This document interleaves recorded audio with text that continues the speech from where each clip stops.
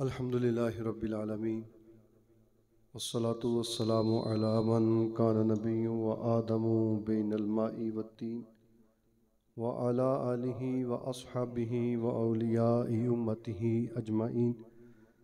क़ाल अल्लाहु तबारक व तआला फ़िल क़ुरआनिल मजीद फ़ी शानि हबीबिहि मुख़बिरन व अमीरा इन्नल्लाहा व मलाइकतहु युसल्लूना अलन नबी या अय्युहल्लज़ीना आमनू सल्लु अलैहि वसल्लिमु तस्लीमा। अस्सलातु वस्सलामु अलैका या रसूलल्लाह व अला आलिका व अस्हाबिका या हबीबल्लाह। मौलाया सल्लि व सल्लिम दाइमन अबदा अला हबीबिका खैरि खल्क़ि कुल्लिहिम या रब्बी बिल मुस्तफ़ा बल्लिग़ मक़ासिदना वग़फ़िर लना मा मादा या वासी अल करमी। नबी करीम सल्लल्लाहु अलैहि वसल्लम ने इरशाद फरमाया, जो बंदा मोमिन मुझ पर रोज़ाना 50 मरतबा 50 टाइम दुरूद पाक पढ़ेगा, क़यामत के दिन मैं उसके साथ मुसाफ़हा फरमाऊँगा। अल्लाह पाक नबी करीम सल्लल्लाहु अलैहि वसल्लम की खिदमत में खूब सलातो सलाम अर्ज़ करने की सादत अता फ़रमाए। अल्लाह तबारक व तआला सूरतुल बक़रा आयत नंबर 273 में इरशाद फरमाता है, लिल फ़ुक़राइल्लज़ीना उहसिरू फ़ी सबीलिल्लाहि ला यस्ततीऊना दरबन फ़िल अर्द, कि वो लोग जो अल्लाह की राह में रोक लिए गए वो ज़मीन पर चलने की इस्तिताअत नहीं रखते। इस आयत की तफसीर में सिरातुल जनान में मुफ्ती साहब दामत बरकातुहुमुल आलिया ने लिखा कि ये आयत अहले सुफ़ा के मुतल्लिक नाजिल हुई।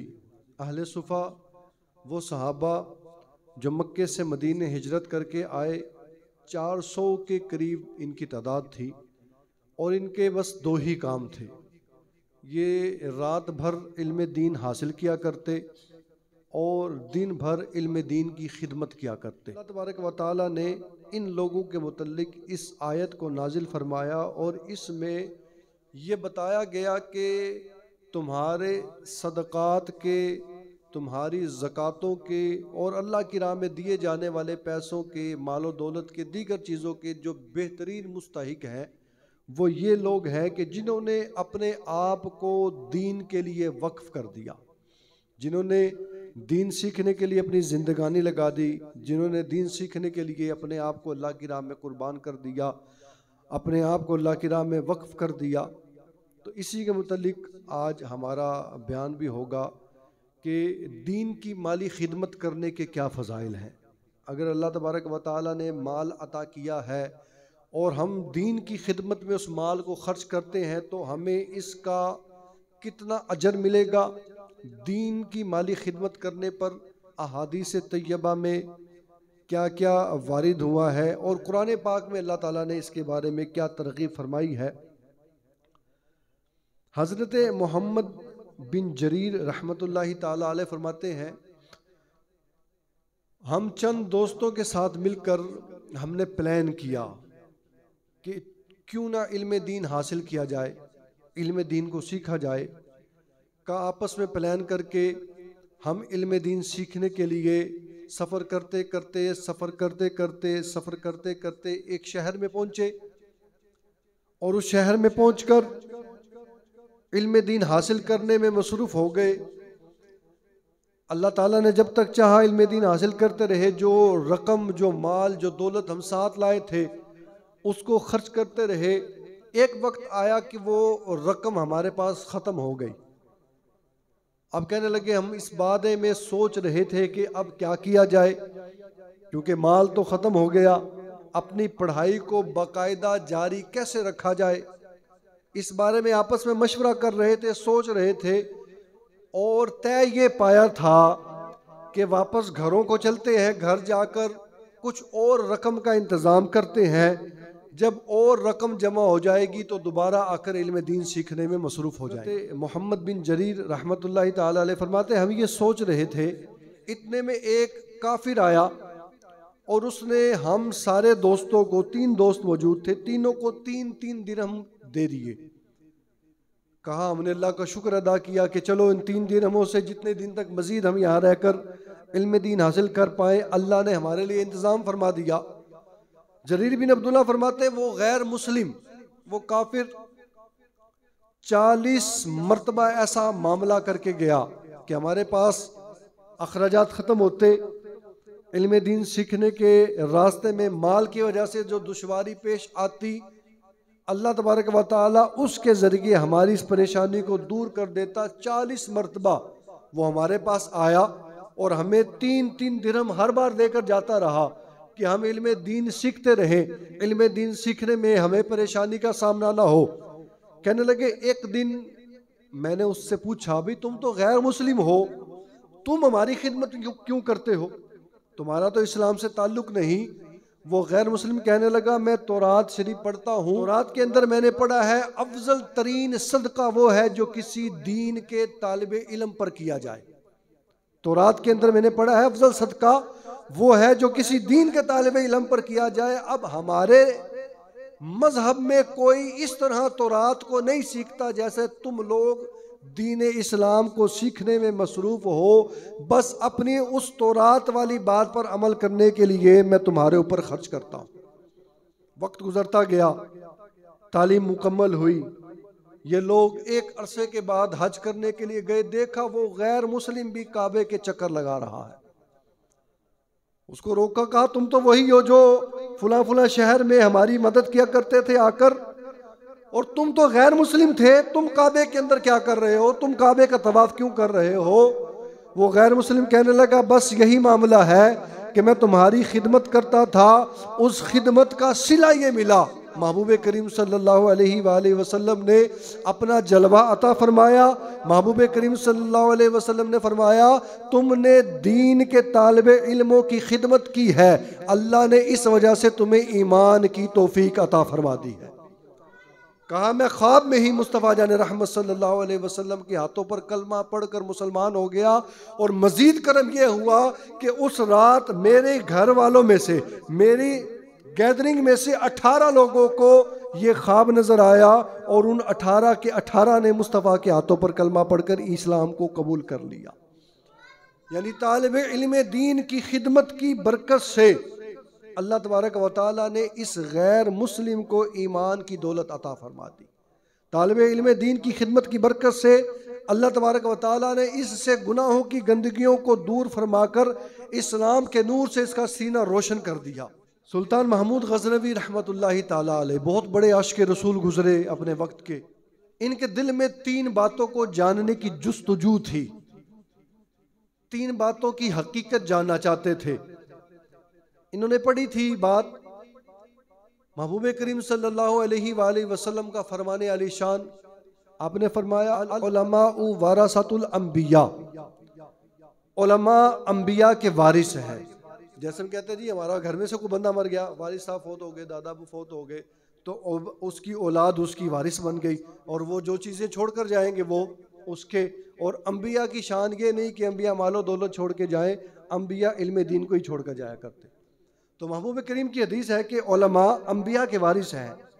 सुल्तान महमूद गज़नवी रहमतुल्लाहि ताला अलैह फरमाते, मुझे बड़ी इस बात की हकीकत को जानने की जुस्तजू थी कि हजूर के इस फरमान से क्या मुराद है। फिर बचपन के ज़माने में किसी वजह से आपको इस बात में शक पैदा हुआ कि मेरे वालिद मोहतरम का नाम क्या है। इस चीज़ को जानने की भी आपको जुस्तजू थी कि मुझे किसी अथेंटिक ज़रिए से ये बात मालूम हो जाए कि वाकई ही जो मेरे वालिद मोहतरम है वही है, या फिर दुनिया वाले जो बात करते हैं मामला इसके बरअक्स है। और तीसरी बात, आपको इस चीज़ को जानने की जुस्तजू थी कि अल्लाह तबारक व तआला ने मुझे बख्श दिया है कि नहीं बख्शा। इन बातों की जुस्तजू में, इन बातों को जानने के आलम में वक्त गुजर रहा था। एक दिन बादशाह अपने कर्रो फर के साथ अपनी सवारियों के साथ सैर को निकला, रात का अंधेरा छा गया, तो बादशाह के खादिमों ने चिराग को रोशन किया। ये मुख्तलिफ अल्फाज के साथ वाक़या किताबों में मिलता है। बादशाह के खादिम ने चिराग को रोशन किया। जो ही चिराग रोशन हुआ, बादशाह ने एक मंजर देखा कि एक दीन का तालिबे इल्म आया, अपने घर से निकला, उसने उस चिराग की रोशनी में किताब खोली और उस किताब को खोल के पढ़ने लगा। रोशनी जिस तरफ जाती वो तालिब इल्म भी रोशनी के साथ साथ चलते चलते अपने इल्म दीन को, अपनी उस किताब को पढ़ रहा था। बादशाह ने जब ये मंजर देखा तो बादशाह ने अपने खादिमों को कहा कि चिराग काफ़ी देर तक जलने दो, यहाँ तक कि ये पढ़कर फारिग हो जाए। काफ़ी देर तक वो पढ़ता रहा। पढ़ते पढ़ते जब उसका पढ़ने वाला निसाब मुकम्मल हुआ, पढ़कर घर गया। अब बादशाह ने कहा चिराग बुझा दो, और चिराग बुझाकर बादशाह भी अपने मामलात में मशगूल हो गया। घर आकर जब बादशाह महमूद गज़नवी सोया तो महबूब करीम सल्लल्लाहु अलैहि वसल्लम ने अपना जलवा अता फरमाया। और ये बात आप जान लें कि आप मेरे ख्वाब में आए, मैं आपके ख्वाब में आऊँ, ना आपकी इस पे कोई, आपका इस पे कोई इख्तियार है, ना मेरा इस पे कोई इख्तियार है। मैं आपके ख्वाब में अगर आता हूँ, मुझे इस चीज़ का इल्म नहीं, आप ही आकर सुबह बताओगे कि साहब रात को आप ज़रा ख्वाब में आए थे, या आप मेरे ख्वाब में आए तो आपको भी इस चीज़ का इल्म नहीं। और मैं या आप, हम अपने इख्तियार से किसी के भी ख्वाब में नहीं आ सकते। महबूब करीम सल्लल्लाहु अलैहि वसल्लम की शान ये है, महबूब जिसको चाहते हैं उसको जलवा अता फरमाते हैं। ये भी फ़र्क करता है कि हजूर हमारे जैसे नहीं है, हमें ख्वाब में आने का इख्तियार नहीं, और महबूब करीम तो शान तो उनकी शान तो बड़ी अरफा वाला है। और फिर हदीस पाक का मफहूम है, हजूर फरमाते हैं जिसने मुझे ख्वाब में देखा उसने मुझे ही देखा, मेरी सूरत पर शैतान भी नहीं आ सकता। जिसने हजूर को ख्वाब में देखा वो दर हकीकत मुस्तफ़ा को ही देखता है। और दूसरी हदीस पाक का मफहूम है, फरमाया जिसने मुझे ख्वाब में देखा अन करीब वो जागते में भी मेरी ज़ियारत करेगा। महबूब गज़नवी को ज़ियारत हुई। अब महबूब करीम सल्लल्लाहु अलैहि वसल्लम को अल्लाह ने कैसा इल्म अता फरमाया, एक ही जुमले में तीनों सवालों के जवाब अता फरमा दिए। महबूब करीम सल्लल्लाहु अलैहि वसल्लम ने इरशाद फरमाया, ऐ सुबुक्तगीन के बेटे, अल्लाह तबारक व तआला ने मेरे वारिस की खिदमत करने की वजह से तुझे बख्श दिया है। एक जुमला है। उन्होंने सोचा था कि जो हुजूर ने फरमाया कि मेरी उम्मत के उलमा अंबिया के वारिस हैं, इसका मतलब क्या है, और मेरे वालिद का नाम क्या है, और मैं बख्शा जाऊंगा कि नहीं बख्शा जाऊंगा। महबूब करीम सल्लल्लाहु अलैहि वसल्लम की शान ये है कि महबूब करीम अपने उम्मती के दिल में गुजरने वाले ख्याल से भी बाखबर है। और दूसरी दलील यहाँ पर यह है कि महबूब करीम अब भी अपनी हयात के साथ जिंदा है।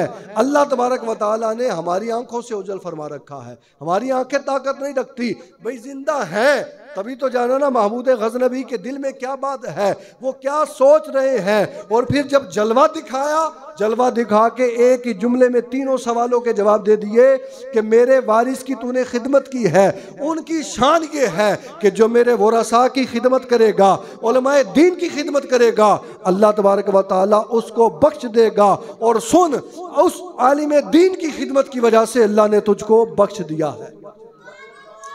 और वो जो वालिद मोहतरम के हवाले से सवाल था उसका जवाब भी इरशाद फरमा दिया। अब महबूब करीम सल्लल्लाहु अलैहि वसल्लम के इल्म गैब का भी पता चला, और इस वाक़ये से आपकी हयात भी साबित होती है कि हजूर दुनिया से ज़ाहिरी पर्दा फरमाने के बाद भी अपने उम्मती के दिल में गुजरने वाले ख्यालों से इतने बाखबर हैं। ज़रा सोचो ना, वो जो शेर पढ़ते हैं ना, एक सिमत उमर, एक सिमत अली, अबू बकर इधर, उस्मान उधर, इन जगमग जगमग तारों में महताब का आलम क्या होगा। भाई हजूर ज़ाहिरी पर्दा फरमाने के बाद इस कदर कुव्वत रखते हैं, जब हजूर जलवा फरमा होते थे उस वक़्त हजूर की कुव्वत का आलम क्या होगा। कई सौ सदियां गुजर चुकी हैं, महमूद गज़नवी के दिल में ख्याल आता है, महबूब उसको जान लेते हैं। और फिर ख्वाब में बंदा किसी को कुछ अता करके जाए, वो सिर्फ ख्वाब तक होता है। आजकल हमें मालो दौलत की बस ख्वाब आते हैं। बंदा ख्वाब में माल देखे, जी मेरी लॉटरी निकल आई, मैं बड़ा अमीर हो गया, मेरे नीचे बड़े काम करने वाले आ गए, बड़ी कोठियाँ मेरी बन गई, बैंक बैलेंस हो गया, लेकिन उठे तो क्या वो अमीर और कभी रहता है? नहीं, जिस हालत पे सोया था उसी हालत पर वापस। मैं कह ये हमारा ख्वाब है, मुस्तफ़ा ख्वाब में आकर जो अता फरमाए, आँख खुलती है तो वो मौजूद होता है। और पूछो ना इमाम बुसीरी से, ख्वाब में आए थे, चादर अता की, ख्वाब खत्म हो गया, उठे तो मोंडे पर इमाम बुसीरी के चादर मौजूद थी। हजूर ने जो अता फरमाई थी, भाई दुनिया वाले अगर ख्वाब में आकर कुछ अता फरमाए तो वो मिलता नहीं, बस ख्वाब तक है, आँख खुली तो गायब हो जाए। मेरे मुस्तफ़ा आज भी ख्वाब में आकर अगर कुछ अता फरमाते हैं वो वापस नहीं जाता, बल्कि आँख खुलती है तो वहां पर मौजूद होता। तो हजूर को ख्वाब में जो देखे वो हकीकत में हजूर अलैहिस्सलातु वस्सलाम को ही देखता है। अल्लाह तबारक व तआला फरिश्तों को नाजिल फरमाता है, जो बंदा अल्लाह की राह में सदका करता है फरिश्ते उसके लिए दुआ करते हैं, और जो बुखल करता है फरिश्ते उसके खिलाफ दुआ करते हैं, यानी बद दुआ करते हैं। जो अल्लाह की राह में खर्च करे फरिश्ते दुआ करते हैं। अब फरिश्ते जिसके लिए दुआ कर दें वो यकीनन दुआ कबूल है, और जो अल्लाह की राह में बुखल करे फरिश्ते उसके खिलाफ दुआ करते हैं। अरे भाई, जब दुआ कबूल होगी तो खिलाफ मांगे जाने वाली दुआ भी कबूल होगी। और दूसरी हदीस पाक का मफहूम है, नबी करीम सल्लल्लाहु अलैहि वसल्लम ने इरशाद फरमाया, सखावत जन्नत के दरख्तों में से एक दरख्त की शाख है। जब सखी बंदा सखावत करता है उस दरख्त की शाख उस बंदे को पकड़ लेती है और उस बंदे को पकड़े रखती है यहाँ तक कि वो शाख उसको सखावत की वजह से जन्नत में ले जाती है। और फरमाया बुखल करना, कंजूसी करना, जहाँ पर खर्च करने का हुक्म है वहाँ पर भी खर्च ना करना। फरमाया बुखल दोज़ख के दरख्तों में से एक दरख्त है, और जब बंदा बुखल करता है, कंजूसी करता है, वो शाख उसको पकड़ लेती है और उसको नहीं छोड़ती, यहाँ तक कि उस बखील को उसके बुखल की वजह से दोज़ख में जाना पड़ जाता। आप जानते दुनिया में सबसे ताकतवर चीज क्या है? महबूब करीम सल्लल्लाहु अलैहि वसल्लम की बारगाह से इसका जवाब लेते हैं। दुनिया की सबसे ताकतवर चीज, हजरत अनस रावी हदीस पाक के, महबूब करीम सल्लल्लाहु अलैहि वसल्लम ने इरशाद फरमाया, जब अल्लाह ताला ने ज़मीन को पैदा फरमाया तो ज़मीन हरकत कर रही थी, ज़मीन कांपती थी। अल्लाह ने इस पर पहाड़ को मिखे बनाकर गाड़ दिया तो ज़मीन साकिन हो गई। यहाँ पर अब हमारा और साइंस का तारुज आ जाता है। हम साइंस को मानते हैं लेकिन कुरान के बाद, कुरान का फैसला है ज़मीन साकिन है, साइंस कहती है ज़मीन हरकत करती है। यहाँ पर हमने कुरान के फैसले, और भी जितने मामलात में साइंस और कुरान का आपस में मुतकाबुल होगा तो हमने कुरान को मानना है, हमने साइंस को नहीं मानना। तो ज़मीन हरकत करती थी, अल्लाह तबारक व तआला ने पहाड़ों को ज़मीन पर रखा, ज़मीन ठहर गई। फरिश्तों ने जब इन पहाड़ों की मजबूती को देखा, कहा या अल्लाह अज़्ज़ा व जल, क्या तूने पहाड़ों से भी मजबूत किसी मखलूक को पैदा फरमाया है? इतने मजबूत है कि ज़मीन की हरकत को रोक दिया है। मौला ने फरमाया हाँ, इससे भी मजबूत चीज को मैंने पैदा फरमाया है। अर्ज की या अल्लाह वो कौन सी है? फरमाया पहाड़ से भी ज्यादा ताकतवर मखलूक जो मैंने पैदा की वो लोहा है। अर्ज की मौला क्या लोहे से भी ज्यादा कोई ताकतवर मखलूक तूने पैदा की? फरमाया हाँ, लोहे से भी ताकतवर चीज जो मैंने पैदा की है, लोहे से भी ताकतवर मखलूक जो मैंने पैदा की है वो आग है। अर्ज की मौला इससे भी कोई ताकतवर मखलूक पैदा की? फरमाया हाँ, आग से भी ताकतवर चीज मैंने पानी को पैदा किया है। अर्ज की मौला इससे भी कोई ताकतवर चीज पैदा की है? फरमाया हाँ, पानी से भी ताकतवर चीज मैंने हवा को पैदा किया है। फरिश्ते अर्ज करते हैं या अल्लाह क्या हवा से भी ज्यादा ताकतवर कोई चीज तूने पैदा की? फरमाया हाँ, जो बंदा मोमिन अपने हाथ से मेरे रास्ते में इस तरह खर्च करे कि उल्टे हाथ को खबर ना हो, उसका सदका इन तमाम चीजों से बढ़कर ताकत रखता है। इन तमाम चीजों से बढ़कर वो सदका कि बंदा अल्लाह की राह में खर्च करे, सीधे हाथ से दे, उल्टे को खबर तक ना हो। मतलब अगर इसकी वजाहत में जाऊं, 100 रुपए या 1000 रुपए का नोट दे के अखबारों में तस्वीरें ना छपवाता हो, गरीब बंदे की खिदमत करने का मौका मिले तो उसको जलील ना करता हो। भाई तस्वीरें खिंचवाना क्या है? उस गरीब की गुर्बत का मजाक नहीं उड़ा रहे? क्या अल्लाह का शुक्र अदा नहीं कर रहे? अल्लाह ने तुमको ऐसी जिल्लत में मुब्तला नहीं फरमाया? क्या जरूरत है 1000 दे के तस्वीर? भाई लाख भी दो, क्या जरूरत है तस्वीरें बनवाने की? आपने तस्वीर बनाने के लिए लाख दिया या अल्लाह को राजी करने के लिए लाख दिया? तो फरमाया बंदा जो अल्लाह की राह में खर्च करे इस तरह के उल्टे को भी खबर ना हो, वो सदका इन तमाम चीजों से ताकत में ज्यादा है। अब बताए कि बंदा तो अल्लाह तबारक व तआला की बारगाह में खर्च करे और इस तरीके से खर्च करे, और अल्लाह फरमाए कि मैंने सदक़े को सब चीज़ों से बढ़कर ताकतवर बनाया है। क्या ये सदका बंदे को बीमारियों से बचाएगा नहीं? क्या ये सदका बंदे को गुनाहों से बचाएगा नहीं? क्या ये सदका बंदे को कब्र में राहतें नहीं दिलवाएगा? क्या ये सदका बंदे को आखिरत में बरकतें नहीं दिलवाएगा? ज़रूर दिलवाएगा, मगर शर्त यह है कि इखलास के साथ किया हो। हज़रत ईसा अलैहिस्सलाम के दौर का वाक़या है। आपके ज़माने में एक धोबी था और उसकी एक ख़राब आदत थी, वो कपड़े धोने के लिए लेकर जाता और लोगों के कपड़े जानबूझकर आपस में मिक्स कर देता, किसी को किसी का दे दिया, किसी को किसी का दे दिया। लोगों ने हज़रत ईसा अलैहिस्सलाम से शिकायत की कि हुज़ूर ये धोबी इस तरह करता है, इसके लिए इसके खिलाफ दुआ फरमाए। हज़रत ईसा अलैहिस्सलाम ने उसके मरने की दुआ की। वाक़या मुख्तसर करें, वो शख्स निकला, रास्ते में उसके पास 3 रोटियां थी, सारे कपड़े शपड़े समेट के उन्होंने कहा चलो चलते हैं, जाकर उसको धोएंगे, इस्त्री करेंगे, जो भी मामला। रास्ते में एक फ़कीर मिला, कहा अल्लाह के नाम पर कुछ दो। इस धोबी ने एक रोटी सदका की। वो फ़कीर कहता है अल्लाह तबारक व तआला तुझे आसमानी आफतों से महफूज रखे। ये दुआ सुनी ना, धोबी बड़ा खुश हुआ, उसने एक और रोटी दे दी।